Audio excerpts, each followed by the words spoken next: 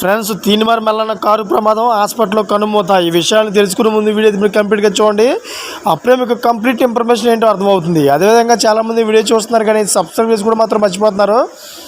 దయచేసి సబ్స్క్రైబ్ చేసుకోండి. సబ్స్క్రైబ్ చేసుకోవడం వల్ల నేను చేసే ప్రతి ఒక్క అప్డేట్ మీరు ముందుగానే పొందగలుగుతారు. అదేవిధంగా చాలామంది లైక్ చేయడం మర్చిపోతున్నారు. దయచేసి లైక్ చేయండి. లైక్ చేయడం వల్ల ఇన్ఫర్మేషన్ అనేది చాలామందికి మనం రీచ్ చేసే వాళ్ళు అవుతాం. ఇంక లేట్ చేయకుండా వీడియోకి వెళ్ళిపోదాం. ఫ్రెండ్స్, కాంగ్రెస్ పార్టీ తరఫున మొన్న ఎమ్మెల్సీగా గెలిచిన తీన్మార్ మల్లన్న పెద్ద వివాదంలో చిక్కున్నారు. ఎమ్మెల్సీగా గెలిచి నెల రోజులు కూడా సరిగా కాలేదు. ఓ యాక్సిడెంట్ కేసులో బుక్ అయ్యారు.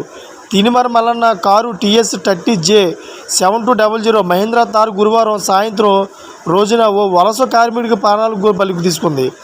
అయితే ఈ కారు తీన్మార్ మల్లన్న ప్రధాన అనుచరుడు అయినటువంటి కాసుల ఆంజనేయులు గౌడ్ కుటుంబ సభ్యులైన కాసుల తులసి పేరుతో రిజిస్టర్ అయ్యి ఉంది. ఘట్కేసర్ జీడిమెట్ల వద్ద ర్యాష్ డ్రైవింగ్ చేస్తూ రోడ్డు పక్కన వెళ్తున్న మధ్యప్రదేశ్ రాష్ట్రానికి చెందిన ఉదేశ్ అనే వ్యక్తిని వెనుక నుంచి బలంగా ఢీకొనడంతో గాయాలైన ఉదేశ్ను అక్కడ సమీపంలోని నీలిమ ఆసుపత్రికి తరలించారు. అక్కడ నుంచి గాంధీ హాస్పిటల్కు తరలిస్తుండగా మార్గం మధ్యలోనే ఉదేశ్ మృతి చెందారు. ఆ కారులో తీన్మార్ మల్లన్న మరియు అతని అనుచరులు ప్రయాణిస్తున్నట్లు వార్తలు వస్తున్నాయి. ఇక ఈ కేసు నుంచి తప్పించుకోవాలని తీన్మార్ మల్లన్న డిప్యూటీ సీఎం బట్టి విక్రమార్క కార్యాలయం నుంచి పోలీసులకు ఫోన్ చేయించి ఒత్తిడి తెప్పిస్తున్నట్లు టాక్ వినిపిస్తోంది.